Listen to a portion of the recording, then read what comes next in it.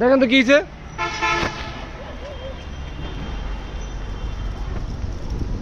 কি হয়েছে কি হয়েছে?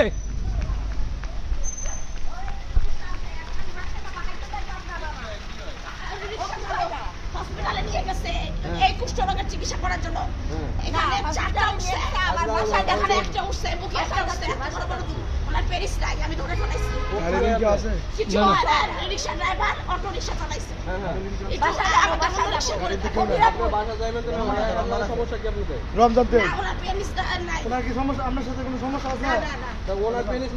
গাড়িতে কিছুই থাকবো না। না না গাড়ি নিয়ে যাও, গাড়ি যাও, এই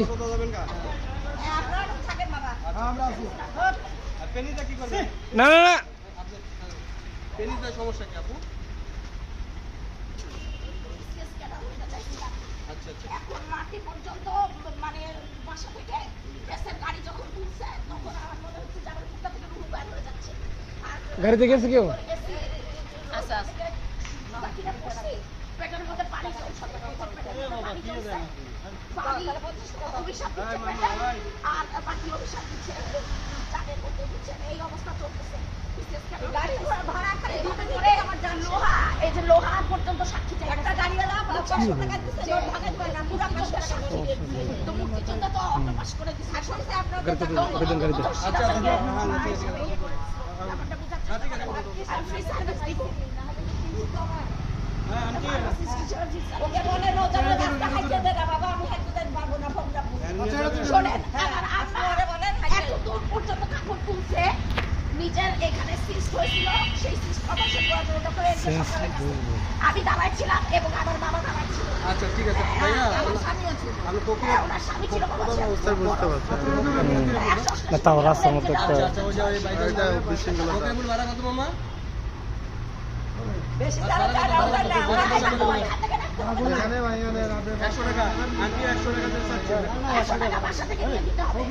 না আমি দিব 100 টাকা, তুমি আমাকে বাকি দিবা। এই উনি বলতেন 50 টাকা ভাড়া, আপনি 100 টাকা চাইলেন। না না 100 টাকাই দেন। আচ্ছা 100 টাকা দিব, আপনি ওনারে সেভে দিয়ে আসবেন, ঠিক আছে? আর একে বলেন যে রাস্তাটা আমার ঠিক করে। এই আর আপু আপু 100 টাকা ভাড়া দিবা তুমি ওরাকে, এবং বাসায় হচ্ছে যাওয়ার পরে ভাড়াটা দিবা। তোমার ব্যাংকে কোনো টাকা আছে?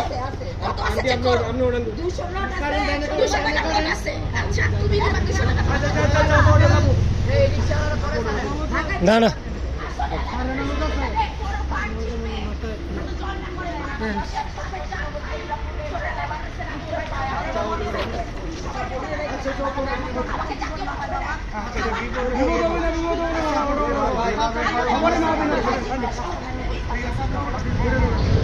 টান দেন টান দেন। আমার বড় বোন 45-40 বছর বয়স,